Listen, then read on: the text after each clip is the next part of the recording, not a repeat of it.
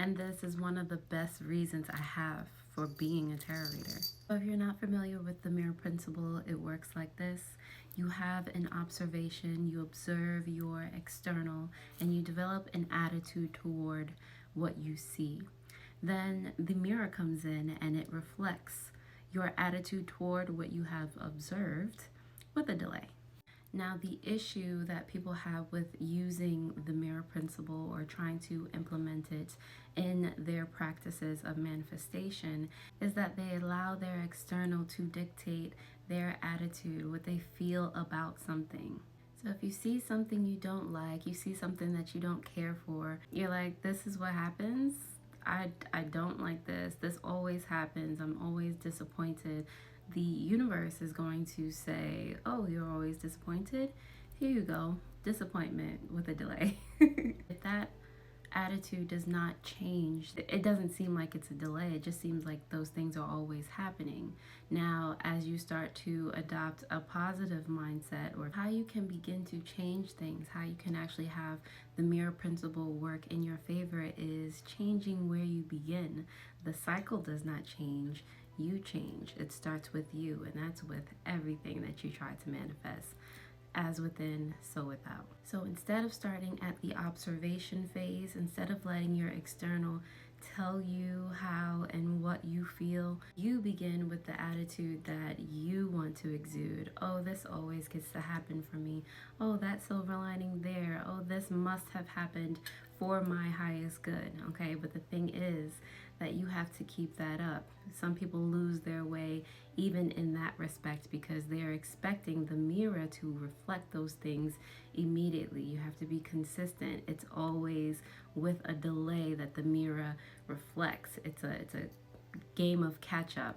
When you order something from, let's say, Amazon, you have to wait a couple days for it to come in. So the universe is kind of doing the same thing.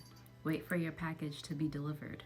Now, starting at the attitude phase and staying committed until those reflections start to reflect, you get to the point where you're like, wow, that's happening for me. Wow, I always get this, and then that turns into your new observation, which makes the cycle easier.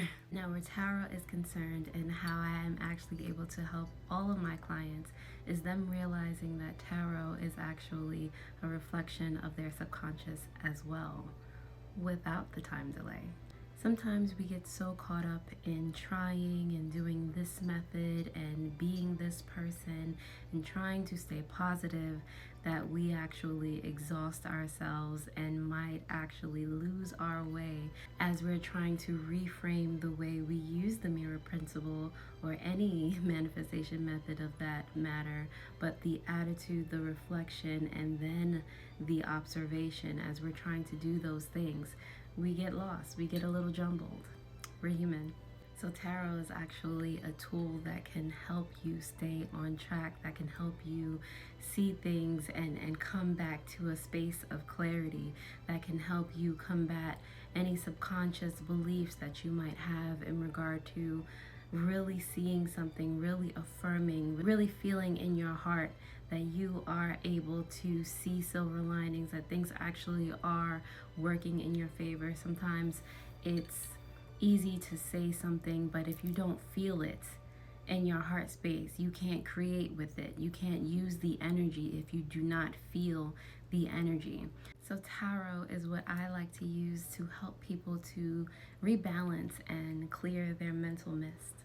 An analogy that comes to mind at the moment is when a baby bird is trying to fly for the first time. They may be scared, doubtful, but they take that leap of faith. They start doing it and they end up gliding. But as you glide, you start to descend a little bit.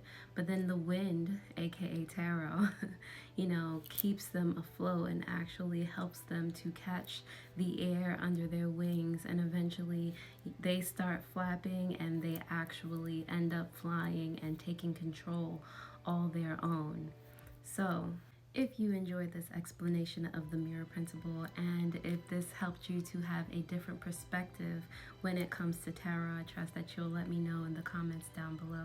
This is why I absolutely love doing what I do.